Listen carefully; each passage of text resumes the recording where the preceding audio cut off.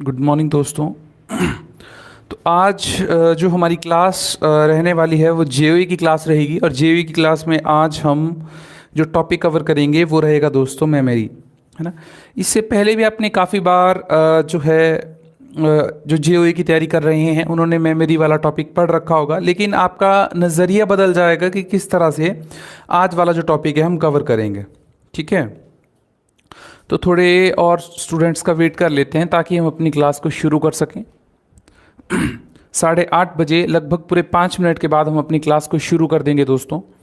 ठीक है, तो देखो आज की जो अपनी क्लास रहने वाली है दोस्तों, उस क्लास में आज का जो हमारा टॉपिक रहेगा वो रहेगा मेमोरी का टॉपिक, जो मैंने आपको पहले भी बताया। ठीक है, यहाँ पे टॉपिक का नाम लिख देते हैं।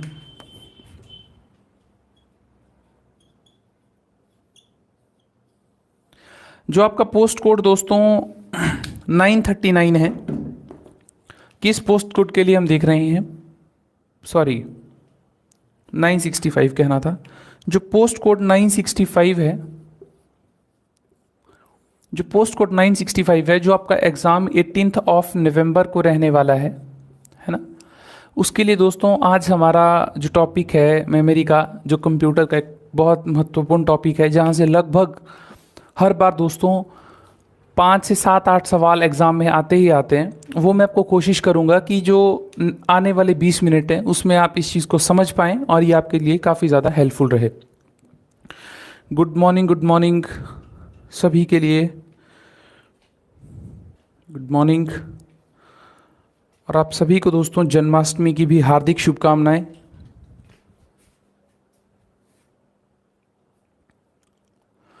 गुड मॉर्निंग सभी को। अच्छा देखो, जब भी हमारे दिमाग में दोस्तों अगर हम मेमोरी की बात करें तो मेमोरी से क्या आता है कि हाँ, किसी चीज़ को स्टोर करना, कभी थोड़े समय के लिए, कभी ज़्यादा लंबे समय के लिए। क्योंकि देखो मेमोरी क्या होती है दोस्तों, मेमोरी वही होती है कि जिस चीज़ को आप मतलब जो जितनी ज़रूरी चीज़ है उसको आप जितना लंबे समय तक याद रख सकते हैं उसको मेमोरी कहते हैं। जैसे फॉर एग्जांपल अगर मैं बात करूं कि अगर आपके साथ बचपन में कोई ऐसा इंसिडेंस हुआ हो कि जिससे जो आप कभी भुला ना सके, तो उस चीज को दोस्तों आप अपने दिमाग के उस जगह पर रखेंगे जिस चीज को आप कभी भुला नहीं सकते। सेम दोस्तों वैसा ही कंप्यूटर में भी होता है। जो कंप्यूटर में मेमोरी रहती है दोस्तों वो दो तरह की रहती है। ठीक है, कैसी रहती है? एक रहती है दोस्तों आपकी टेम्परेरी मेमोरी, ठीक है, और एक रहती है परमानेंट मेमोरी।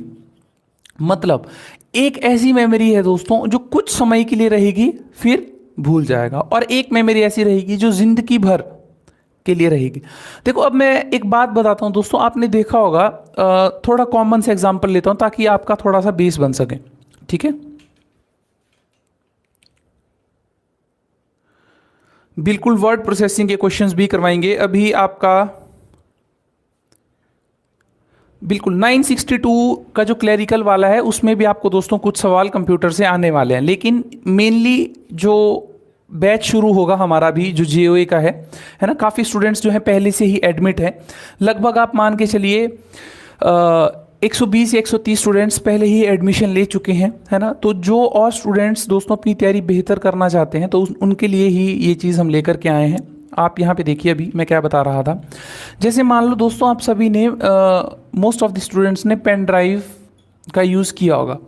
ऐसा क्यों होता है दोस्तों कि जैसे आप सैनडिस्क की पेन ड्राइव ली या किंगस्टन की पेन ड्राइव जब आप लेते हैं, आप उसको 10 साल यूज़ करते हैं, 10 साल के बाद जो है पेन ड्राइव ख़राब हो जाती है। ऐसा क्यों होता है? वो ख़राब तो होनी नहीं चाहिए। वो ख़राब क्यों होती है?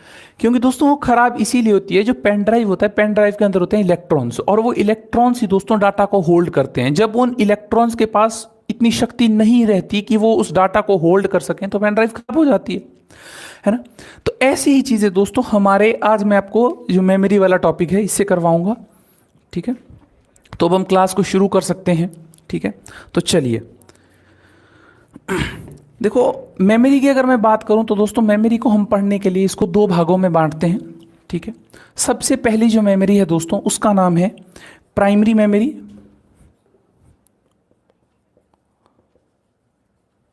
प्राइमरी मेमोरी, और जो दूसरी तरफ है दोस्तों वो है सेकेंडरी मेमोरी।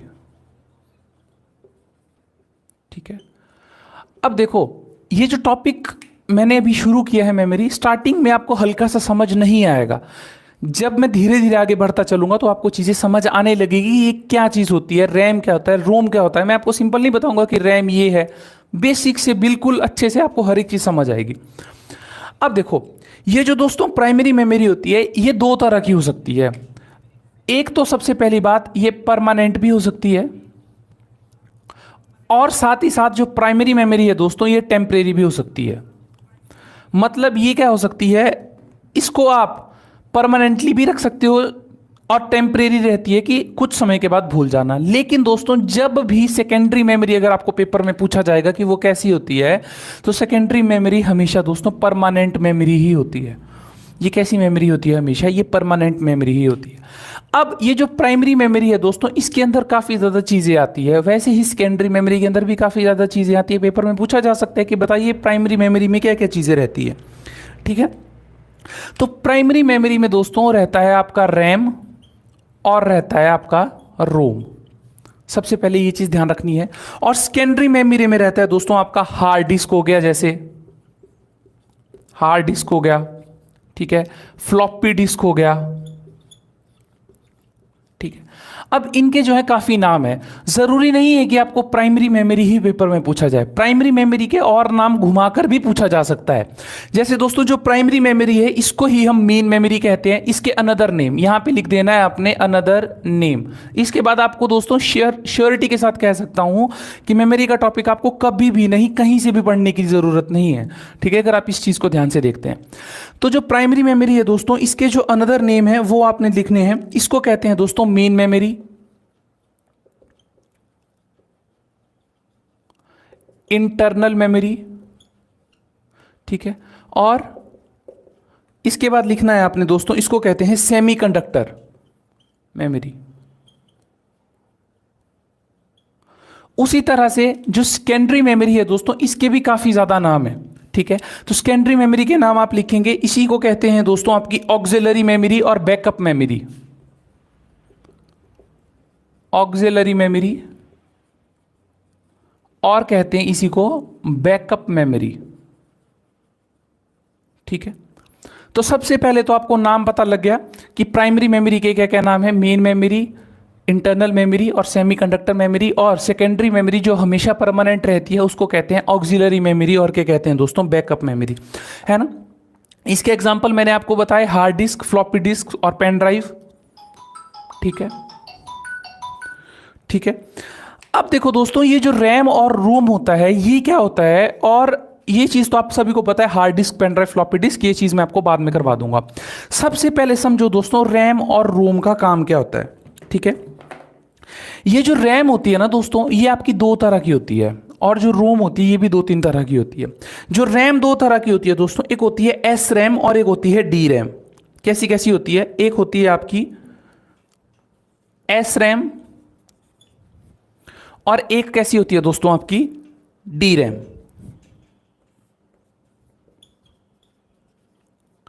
एक कैसी होती है, एक एस रैम होती है और एक होती है दोस्तों आपकी डी रैम। दो तरह की रैम होती है। ठीक है, बाकी अगर किसी को डाउट होंगे तो वो मुझे बताते चलना साथ साथ में, है ना। मैं जो हूं आपकी क्वेश्चंस भी साथ साथ में देख रहा हूं। ठीक है, आगे चलिए। जो रोम रहती है दोस्तों, रोम आपकी दो तीन तरह की रहती है। ठीक है, तो रोम में आप लिखेंगे जैसे पी रोम, पी रोम के बाद आप लिखेंगे दोस्तों ईपी रोम। ये मैं आपको बताऊंगा कि पी रोम ईपी रोम क्या है ना। ईपी रोम के बाद लिखेंगे ईपी रोम, पी रोम। देखो ये टॉपिक थोड़ा सा लंबा रहने वाला है, इसीलिए ताकि कुछ स्टूडेंट्स को ऐसा ना लगे कि सर ने छोटा सा टॉपिक करवाया, ना तो चीज़ें समझ आई ना कुछ हुआ, है ना। तो मैं एक ही टॉपिक दोस्तों आपको इतना डिटेल्ड करवाऊंगा कि आपको दोबारा ज़रूरत नहीं पड़ेगी कहीं देखने की। ठीक है, आप देख भी सकते हैं, आपको अंदाज़ा खुद ही लग जाएगा कि किस तरह का से आपको ये कंप्यूटर करवाया जाएगा। अब देखो, मैंने आपको बताया दोस्तों कि जो प्राइमरी मेमोरी है इसको परमानेंट और टेम्परेरी मेमोरी कहते हैं। देखो ऐसा क्यों होता है ना। देखो फॉर एग्जांपल मान लो कि आप कोई डॉक्यूमेंट बना रहे हैं, आपने लैपटॉप खोल के रखा है, आप जो है वहाँ पे क्वेश्चन पेपर बना रहे हैं। जैसे मान लो कि मैंने अभी लाइट्स ऑन है, ठीक है, तो लाइट अभी चली हुई है, मैं क्वेश्चन पेपर बना रहा हूँ, मैं क्वेश्चन पेपर बना रहा हूँ और वैसे ही क्या होता है, जैसे ही मैं क्वेश्चन पेपर बना रहा होता हूँ एकदम लाइट चली जाती है। ठीक है, तो जब तक दोस्तों मैं क्वेश्चन पेपर बना रहा था वो सारी की सारी चीजें कहाँ पे स्टोर हो रही थी, वो रैम में स्टोर हो रही थी। लेकिन जैसे ही दोस्तों मैं कंट्रोल प्लस एस दबाऊंगा, जैसे ही मैं कंट्रोल प्लस एस दबाऊंगा, फिर वो जो फाइल है दोस्तों, फिर वो मेरे डेस्कटॉप में सेव होगी, फिर वो मेरे डेस्कटॉप में जाकर के सेव होगी। लेकिन जब तक मैं उस पर काम कर रहा था तब तक वो काम किस पे हो रहा था, किसी मेमोरी में हो रहा था, कहीं पर स्टोर हो रहा था, तो वो हो रहा था दोस्तों रैम में। लेकिन जैसे ही मैंने उसमें कंट्रोल प्लस एस दबाया तो उसके बाद वो चीज़ कहाँ चली गई दोस्तों, हार्ड डिस्क में, वो परमानेंट स्टोर हो गई। अगर मान लो कि मैं उसमें कंट्रोल प्लस एस नहीं दबाता, है ना, या फिर जब आप एक्सेल पे काम करते हैं या जब आप वर्ड पे काम करते हैं, तो जब आप दोस्तों कट करते हैं पूरी की पूरी फाइल को, तो वहां पे ऑप्शन आता है do you want to make changes in this file, तो ऑप्शन आता है यस, नो और कैंसल।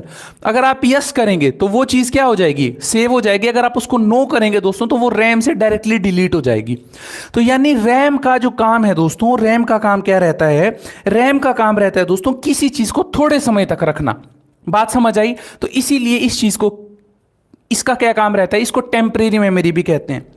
ठीक है, अब कुछ स्टैटिक जीके भी आपको पेपर में पूछा जा सकता है, जरूरी नहीं है कि आपकी समझ के अकॉर्डिंग ही पूछा जाए।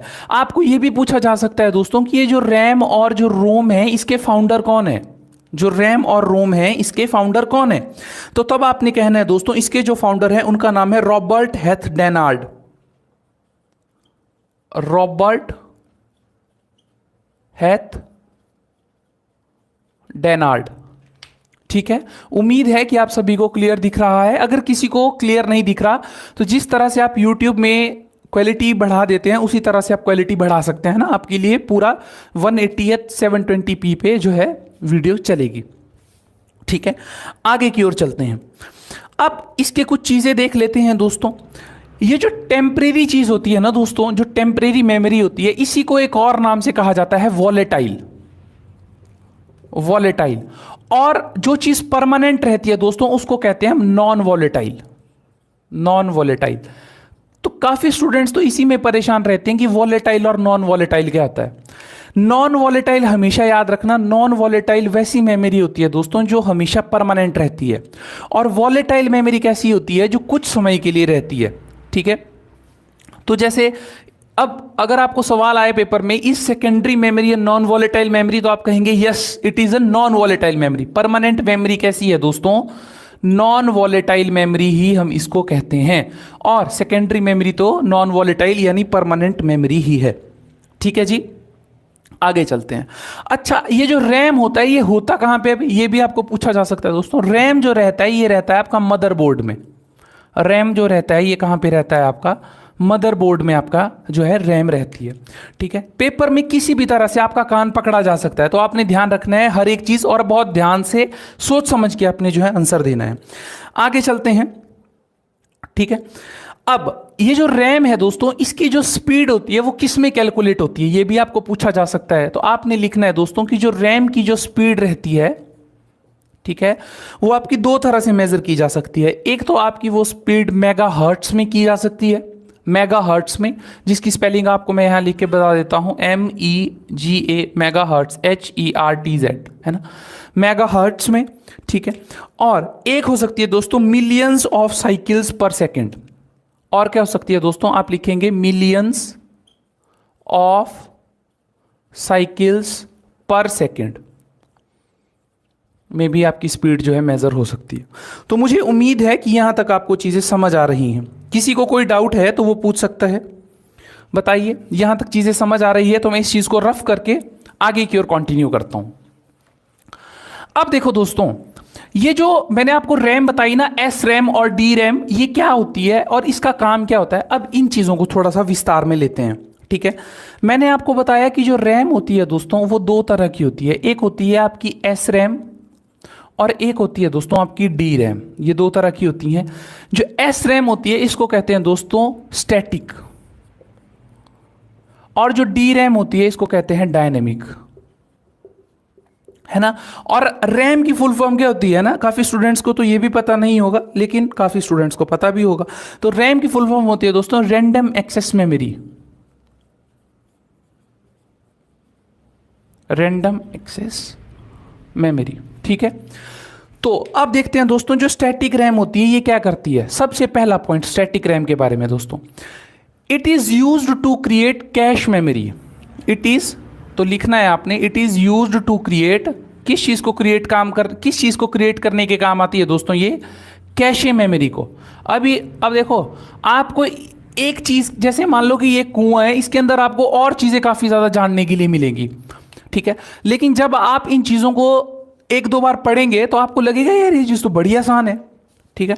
तो देखो, तो एस रैम का पहला पॉइंट क्या आया कि ये किस चीज को बनाने के काम आती है दोस्तों, कैश मेमोरी को बनाने की जो है ये काम आती है। दूसरी चीज, ये जो एस रैम होती है दोस्तों, ये कैसी होती है, फास्टेस्ट मेमोरी होती है। ये कैसी मेमोरी होती है दोस्तों, इसी को ही हम फास्टेस्ट मेमोरी भी कहते हैं, जो एस रैम होती है। और लिखना है दोस्तों, ये जो एस रैम बनी होती है, it is made up of transistors.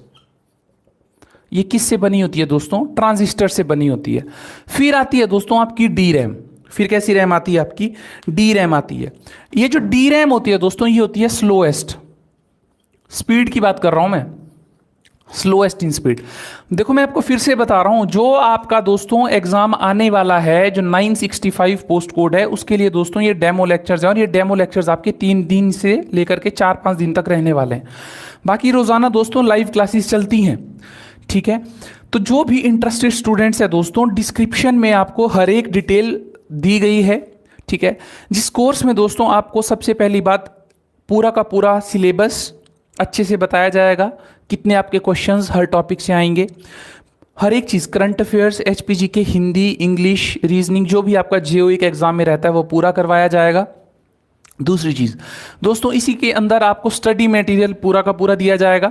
जो टेस्ट सीरीज रहेगी, जितने भी आपके टेस्ट रहेंगे, 10, 15, 20 जो भी टेस्ट रहेंगे, यानी लगभग 10 से ज़्यादा ही रहेंगे, वो भी दोस्तों आपको इसी टेस्ट सीरीज में दिए जाएंगे। और दोस्तों आपकी क्लासेस जैसे ही आप ज्वाइन करते हैं 18 नवंबर तक दोस्तों, जब तक आपका एग्जाम नहीं होता तब तक आपकी क्लासेस ली जाएगी। और वो क्लासेस दोस्तों कंप्यूटर की क्लास, और जो वो क्लास रहेगी वो इस टाइमिंग पे रखी जाएगी ताकि जो भी वर्किंग स्टूडेंट्स हैं या जो वर्किंग है वो क्लासेस को देख सकें, वो भी लाइव, ठीक है। तो दोबारा इस चीज़ के ऊपर आ जाते हैं। तो ये किस चीज़ का बना होता है दोस्तों, अच्छा हम थे डी रैम के ऊपर। ये कैसी मेमोरी होती है दोस्तों, ये स्लोएस्ट मेमोरी होती है। आगे ये दोस्तों, अगर हम स्लोएस्ट किसके कंपैरिजन में, as comparison to S RAM के कंपैरिजन में ये स्लो रहती है डी रैम। जो डी रैम होती है दोस्तों, इसको बार बार रिफ्रेश करने की ज़रूरत होती है। देखना जब आप पेपर निकालेंगे ना, देखना आज आप क्या करना, अगर मेरी बात पे भरोसा नहीं हो रहा तो एक पेपर निकालना, 903, 817 और 939, ये पोस्ट कोड थे दोस्तों लास्ट जो जेओए हुआ। और वहाँ से कोशिश करना कि पेपर को एनालाइज करके मेमोरी वाले क्वेश्चन निकालना। और अगर वहाँ से जो मैंने पढ़ाया होगा नहीं आएगा ना, मुझे दोस्तों डायरेक्टली आप व्हाट्सएप कर सकते हैं, नीचे डिस्क्रिप्शन में नंबर पड़ा है, ठीक है। जो भी मैं आपको करवा रहा हूँ दोस्तों, इससे ज़्यादा आपको मेमोरी से कभी आ ही नहीं सकता पेपर में, ठीक है। और हमारा क्या रहेगा जेओई में कि जैसे ही हम कोई टॉपिक करेंगे दोस्तों, उसके बाद डायरेक्टली उसी टॉपिक के एमसीक्यू करेंगे, तो सवाल ही पैदा नहीं उठता कि सिलेक्शन ना हो, लेकिन मेहनत आपकी ज़रूरी है। आगे चलते हैं। ये जो डी रैम होती है दोस्तों, इसका यूज़ कहाँ पे होता है, डी रैम का जो मैक्सिमम यूज़ होता है दोस्तों, वो होता है आपका लैपटॉप, पीसी और मोबाइल में। कहाँ पे होता है, लैपटॉप, पीसी और मोबाइल में जो रैम यूज़ होती है, वो कौन सी रैम यूज़ होती है दोस्तों, उसको कहते हैं हम डी रैम, ठीक है। और ये किस चीज़ की बनी होती है, ये बनी होती है कैपेसिटर की। ये किस चीज़ की बनी होती है, कैपेसिटर की ये चीज़ बनी होती है। आगे चलते हैं, ठीक है। यहां तक तो मुझे उम्मीद है कि आप सभी को ये चीजें समझ आ रही हैं, ठीक है। अब बात करते हैं दोस्तों रोम की। ये रोम क्या चीज है ना, रोम क्या चीज है। रोम मैंने आपको बताया कि रोम कैसी मेमोरी होती है दोस्तों, आपकी परमानेंट मेमोरी होती है। देखो रोम का मतलब क्या है, सरल भाषा में आपको समझाऊं। आप सभी के पास दोस्तों फोन है, ठीक है। जब आप फोन मतलब रोम का काम होता है दोस्तों कि हम यूजर्स है ना, हम इसमें चेंज नहीं कर सकते हैं कुछ भी। इसमें जो भी चेंज होगा दोस्तों वो एंड यूजर से होगा। फॉर एग्जांपल मान लो आपने अपना फोन स्विच ऑफ किया, तो जब आप अपना फोन ऑन करते हैं तो वहां पे एक लोगो आता है, जैसे वन प्लस का आएगा, एप्पल का आएगा, एमआई का आएगा। वो जो प्रोसेसिंग हो रही होती है, वो जो काम हो रहा होता है, वो हो रहा होता है दोस्तों रोम से। यानी अगर आपको कभी सवाल घुमा करके पूछा जाए कि यार कि क्या रोम में हम चेंजेस कर सकते हैं, तो आपने कहना है नहीं, रोम में हमारी तरफ से कुछ भी चेंजेस नहीं होगा, वो पहले से ही फिक्स्ड रहता है, ठीक है, समझ आ गया कि रोम क्या होता है ना। जैसे फॉर एग्जांपल मान लो आप टीवी जब ऑन करते हैं, आपने एमआई का टीवी लिया, तो ऐसा तो नहीं होगा कि आपने कुछ उसमें सेटिंग कर दी या एमआई से आप उसको सैमसंग बना देंगे, नहीं हो सकता ना। जब भी ऑन करेंगे एमआई का लोगो आएगा ही आएगा। तो वो जो चीज़ रहती है वो कहाँ के थ्रू होती है, रोम के थ्रू वो चीज़ होती है ना।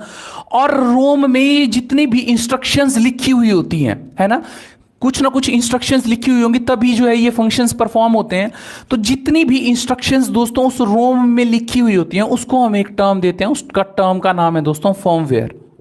पेपर में ये सवाल पता नहीं कितनी ही बार आया है और मैक्सिमम स्टूडेंट समझ ही नहीं पाते हैं कि फर्मवेयर होता क्या है। आपने सीधा कहना है instructions written in ROM is known as firmware. क्या कहना है दोस्तों कि जो भी इंस्ट्रक्शंस रोम में रिटन होती हैं उसको हम क्या कहते हैं, instruction written in ROM is known as firmware. ठीक है दोस्तों, जैसे काफी स्टूडेंट्स कह रहते हैं, उनके मन में बहुत आशंका रहती है कि ऑनलाइन है, ये है, वो है। ज़रूरी नहीं है दोस्तों। अगर आप मंडी से हैं, अगर आप चाहते हैं कि आप ऑफलाइन लगाएं तो आप ऑफलाइन भी लगा सकते हैं। ठीक है, उसके लिए भी नंबर आपको डिस्क्रिप्शन में दे रखा है ताकि आपको भरोसा हो जाए, उसके बाद आप ऑनलाइन भी लगा सकते हैं। ठीक है, आगे चलते हैं। जो रोम रहता है दोस्तों, इसका काम क्या रहता है, रोम का क्या क्या फंक्शंस रहते हैं। सबसे पहले तो दोस्तों ये परमानेंट मेमोरी है, नॉन वॉलेटाइल है, और ये दोस्तों किस चीज में हेल्प करती है, बूटिंग में। पॉइंट नंबर 1 ध्यान रखना है, रोम किस चीज में काम करती है दोस्तों, रोम काम करती है आपकी बूटिंग में। अब बूटिंग क्या है भाई, बूटिंग वो चीज है दोस्तों, जब भी आपका कंप्यूटर ऑन होता है उस चीज को कहते हैं हम बूटिंग। आपको पेपर में पूछा जाएगा, है ना, कि कंप्यूटर का जो ऑन होने का प्रोसेस है, जो कंप्यूटर का ऑन होने का प्रोसेस है, उस चीज को क्या टर्म दी जाती है दोस्तों, उस चीज को कहते हैं हम बूटिंग। ठीक है, आगे लिखिए, इसको हम जो है कभी भी मॉडिफाइड नहीं कर सकते हैं, नॉट मॉडिफाइड लिखना है, ऐसा जैसा जैसा मैं लिख रहा हूं। पेपर में यही सवाल आएंगे, आपको देख लेना पक्का जाए। नॉट मॉडिफाइड, इसको मॉडिफाई नहीं कर सकते हैं, है ना। अब आप लिखेंगे कि अच्छा मैंने आपको बताया फर्मवेयर के बारे में, तो आपके मन में विचार रहेगा कि यार फर्मवेयर क्या चीज होती है। दोस्तों ये जो फर्मवेयर बना होता है, ये बना होता है हार्डवेयर प्लस सॉफ्टवेयर का। जैसे फॉर एग्जांपल, इसका जो सबसे बेस्ट एग्जांपल है दोस्तों वो है सिग्नल की रेड लाइट्स, है ना। जैसे देखो आपकी रेड लाइट्स बनी होती है, तो ये हार्डवेयर और सॉफ्टवेयर का कॉम्बिनेशन होता है। जैसे आपने कभी देखा होगा जो ऑटोमेटिक लाइट्स होती हैं, उसमें क्या होता है कि कभी 10 सेकंड के बाद रेड, फिर ग्रीन, फिर yellow, red green yellow, red green yellow. ये कैसे पॉसिबल है दोस्तों, ये पॉसिबल किसकी वजह से है दोस्तों, फर्मवेयर की वजह से। इसके ये किस चीज़ का कॉम्बिनेशन होता है, हार्डवेयर प्लस सॉफ्टवेयर का कॉम्बिनेशन होता है। यानी जिसके अंदर ड्राइवर लगा हुआ हो, जिसके अंदर क्या लगा हुआ होता है, कोई ड्राइवर।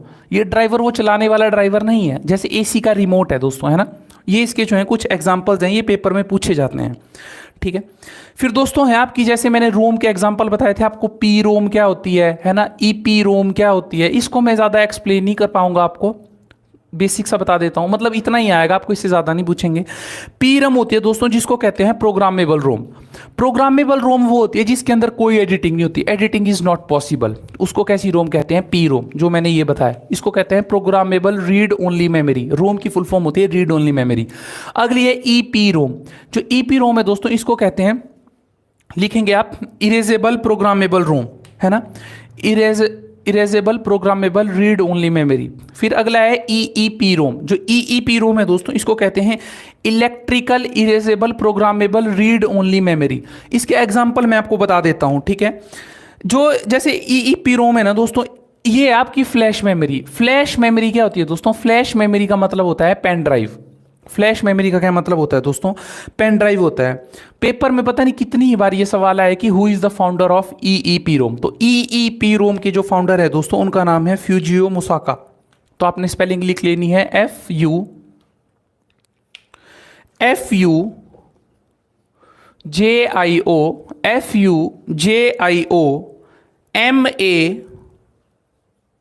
MASUOKA, ईईपी रोम। ईईपी रोम समझ आ गया है, electrical erasable programmable read only memory.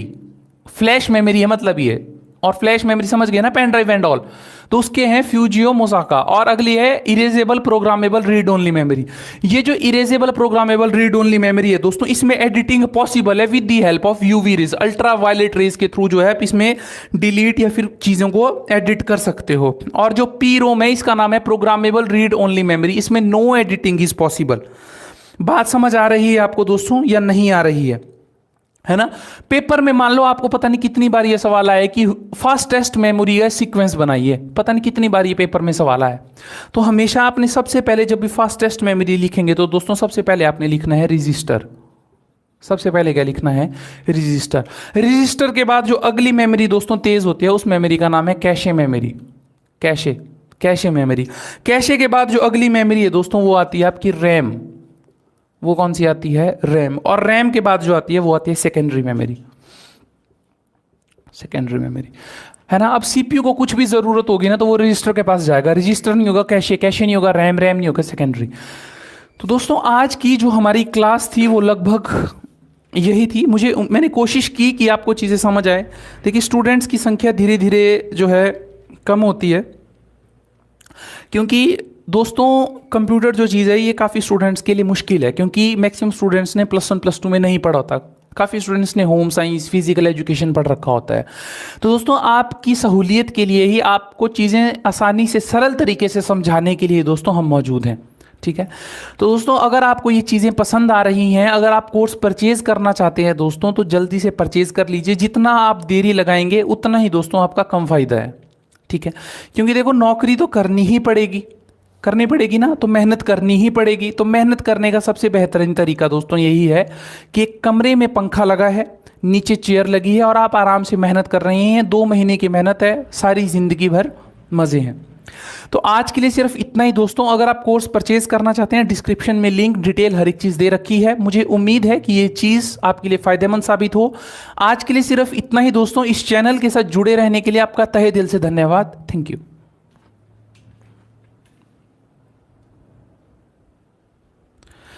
दोस्तों जिसने भी कोर्स परचेज करना है, डिस्क्रिप्शन में आपको नंबर दे रखा है, हर एक चीज़ डिटेल्ड में दे रखी है। आपको सिर्फ वहां पर जाकर के मैसेज करना है। आप जैसे ही लिंक पे क्लिक करेंगे आप डायरेक्टली व्हाट्सएप पे आ जाएंगे। ठीक है, आपके मन में जो भी डाउट्स हैं आप कॉल करेंगे या सर आपको कॉल करेंगे, टीम कॉल करेगी, आपको हर एक चीज़ का अंदाज़ा बहुत अच्छे से लग जाएगा। ठीक है, थैंक यू।